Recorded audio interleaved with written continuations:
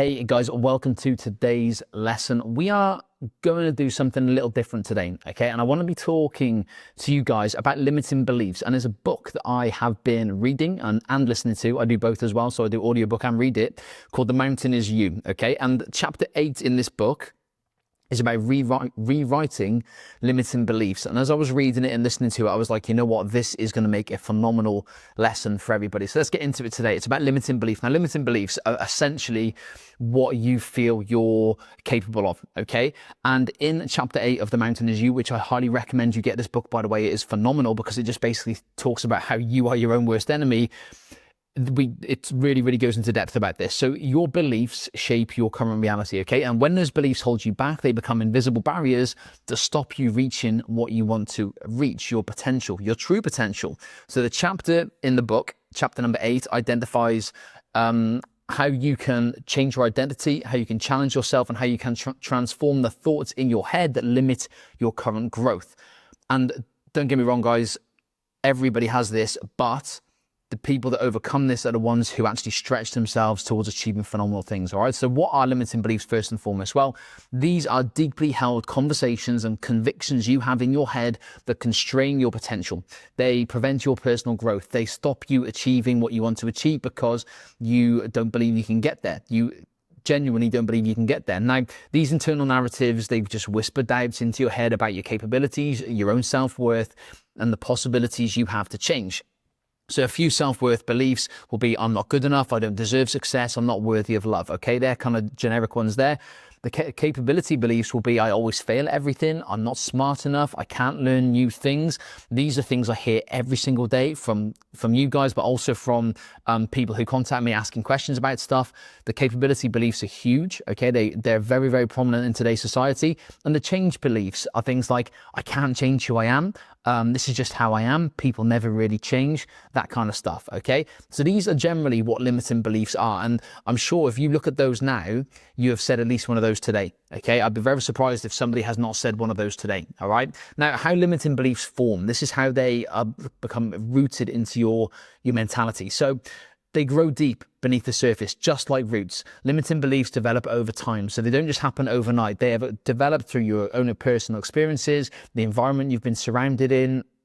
And understanding their origins really helps us recognize why they feel so real and why they are so powerful in our day-to-day life. So it could be past experiences, so childhood failures. It could be criticism. It could be trauma. These create protected beliefs that once served us, but now hold us back.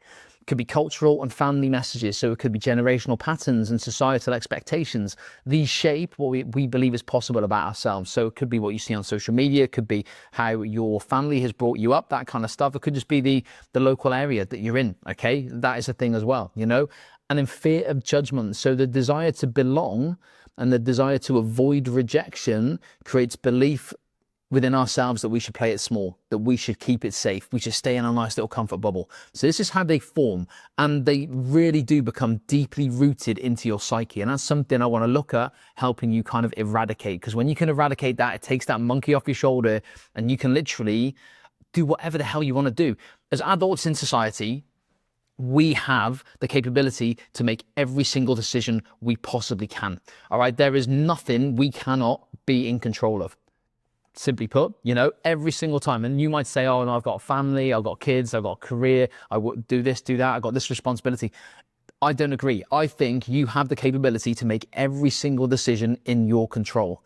You really can. And once we get your head around that, then you can start to move forward and you can start building the life you want to live. We get constrained in this kind of how we think life should be. Nah, forget that. You can build the life you want to live, but you've got to be proactive in thinking outside the box a little bit as well, okay? Now, limiting beliefs have a massive impact on us, and they don't just affect how we think. They fundamentally alter how we live our life, which is the sad thing about it. It does affect how we live our lives. It becomes invisible architects of our own reality, and it sabotages our efforts, keeping us trapped in patterns that aren't going to serve you well. So sabotage goals would be something like you start projects with enthusiasm, but unconsciously sabotage your success because deep down you don't believe you deserve it. This is very prominent in what we're talking about here with health and fitness. People start a program, they start buzzing, and then they start sabotaging it by not going to the gym, or they start overeating and they don't know why. It's self-sabotage, guys, because deep down you don't believe you deserve it, okay? damaging self-esteem. So constant internal criticism erodes your confidence, it erodes your self-esteem, and it creates a cycle of negative beliefs. And when you do that, it becomes a self-fulfilling prophecy. If you tell yourself over and over again you're not good enough, that becomes a self-fulfilling prophecy, which again is very sad in itself, isn't it? It's just your head telling you stuff that isn't necessarily true, okay? Well, not even isn't necessarily, it definitely isn't true. And then prevent growth. So the fear of failure or success keeps you from taking risks, trying new things, or stepping outside your comfort zone where real growth happens. It just holds you back. And if you can start getting rid of that mindset, the limiting belief mindset, your life will actually flip and you will feel insanely good and you'll feel in control. And that's what we want most of the time, okay? Now, signs that you have limiting beliefs yourself. Now, recognize the signs.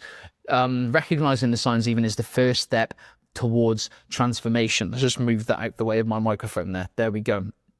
These patterns often feel so unnatural, we don't question them, but awareness brings the power to choose differently. So negative self-talk, first and foremost. Your inner dialogue is harsh and critical. You speak to yourself in ways you'd never speak to a friend.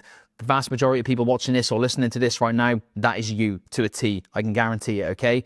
You're constantly highlighting your flaws, constantly highlighting your mistakes. And the reason I know that is you, because I do it as well. I still do it now. I'm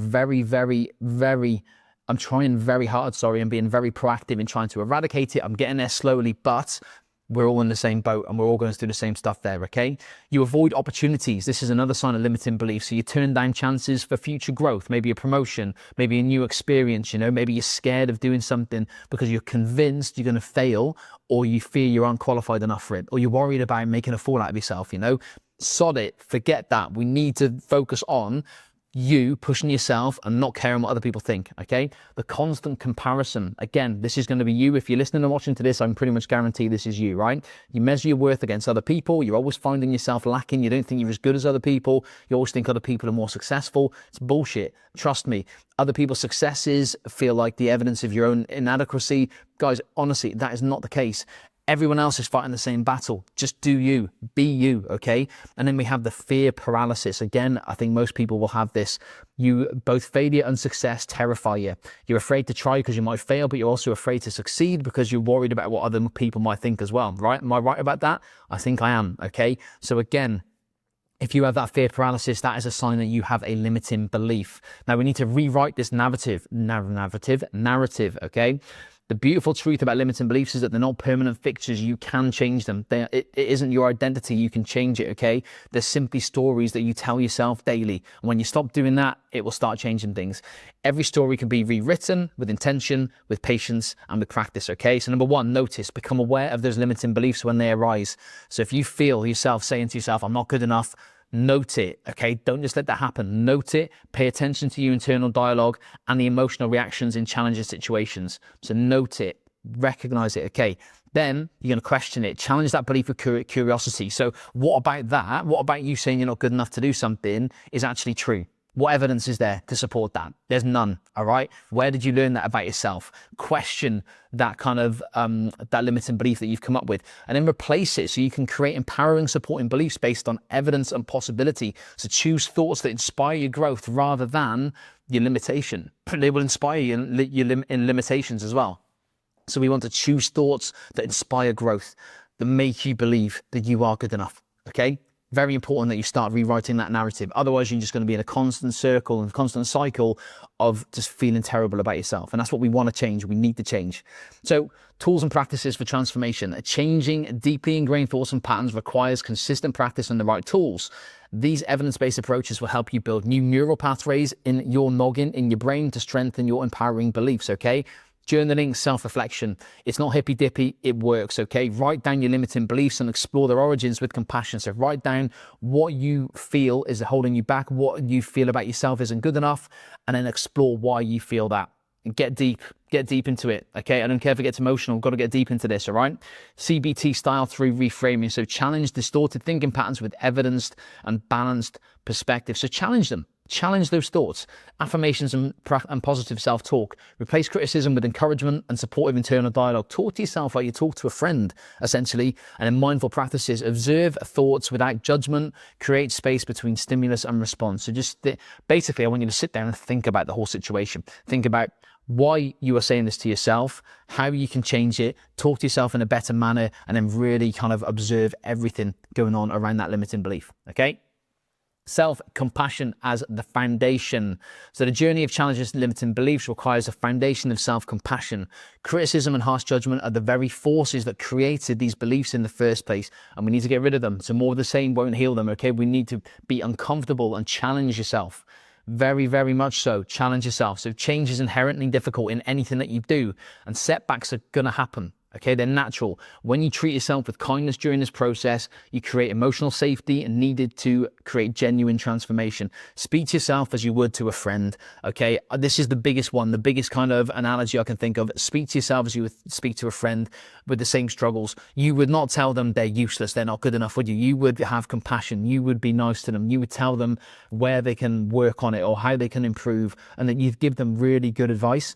Give yourself that advice, for Christ's sake, all right? It's super important. Stop talking to yourself like a piece of dirt on the street, because you're not. You need to talk to yourself like you would talk to your best friend, okay? Putting it into action there, okay? So transformation happens through consistent daily actions with everything, isn't it? Health and fitness mindset that works, not dramatic overnight changes. Remember that you don't need to reinvent the wheel overnight. Small intentional steps compound over time to make lasting change. So the small daily wins. Take one small action each day that contradicts a limiting belief. So success builds for evidence that you are empowering your new narrative. Repetition of new beliefs. So consistently practice your new thoughts and affirmations. Keep talking to yourself in a nice way. Write it down on a piece of paper. I am good at so-and-so. I believe I can do so-and-so. Keep writing them down. Retrain your brain. Be repetitive with that as well. Accountability and support. Share it with your friends, with your family, with me, you know, communities, anyone who can support you grow and help you progress. Also, eradicate toxicity. That's the word I'm after in your life. Eradicate it. Social media, negative friends. Get rid of them. Ain't worth it, mate. Honestly, you might think, oh, they've been my friend for so long. You know what? If they're not serving you, bomb them off. I swear to you, life would be so much better in that situation. And embrace setbacks as well. So expect old patterns to resurface, which they will occasionally. They definitely will. Remember that they will, know that they will, and then face them up when they do. View these setbacks as normal parts of the process. Then you're not failing, it's just something that's trying to crop up. You're going to overcome it and keep moving forward, and they will happen less and less, okay? Now, a few common pitfalls to navigate. Understand common obstacles to help you navigate them with greater skill and self-compassion. So relapsing into old thoughts is going to happen. So during stress or struggles or tiredness, old limiting beliefs are going to resurface. This is normal. Your brain is trying to revert to familiar patterns it feels good with. Keep challenging yourself to overcome that, okay? Resistance to discomfort. Growth requires stepping into uncertainty and discomfort. Your mind may resist unfamiliarity, but that is what's going to lead to positive change moving forward. And impatient, don't be impatient with the progress. Expecting immediate results is only going to set you up for failure. You're going to be disappointed. Sustainable belief changes happen gradually. Just keep working on it. When you get a setback, don't let it deter you. Keep working on it, okay? That is how you get through it. And a few key insights from this book, and I'm going to send a link to you guys as well to get this book because it's friggin' awesome. To truly heal, you're going to have to change the way you think. Healing isn't just about addressing symptoms. It requires transforming the underlying thought patterns that create your struggles. Okay? And your beliefs are not facts. They are stories that you can rewrite. The narratives that you've accepted about yourself aren't unchangeable. Okay? You can change it. You have the power. Like I said, you're in control to change every element of your life if you want to.